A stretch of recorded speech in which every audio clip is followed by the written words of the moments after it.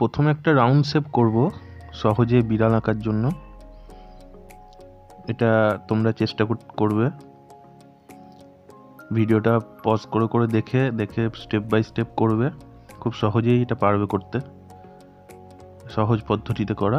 আমি দেখো round shape করে তারপরে বিড়ালের স্ট্রাকচারটা করে নিলাম। তো তোমরাও এইভাবেই করবে। আমার ভিডিওটা একটু ফাস্ট করা আছে, কারণ বেশি লেন্দি হয়ে গেলে অত ধৈর্য থাকবে না, সে কারণে আমি ফাস্ট করেছি। তোমরা আস্তে আস্তে করবে। প্রথম শুরুতে আস্তে আস্তে এরকম সহজ শেপ তোলার চেষ্টা করো, তারপর ডিফিকাল্ট শেপের দিকে যাবে। কারণ প্রায়শই কি হয়, বেশিরভাগ ছেলেমেয়েরাই প্রথমেই ডিফিকাল্ট শেপের দিকে যায় এবং বিভিন্ন ধরনের ভুল ভ্রান্তি করে বসে। সেই জন্য সহজ শেপ প্রথমে তোলো, আস্তে আস্তে সব কিছুই শিখে যাবে।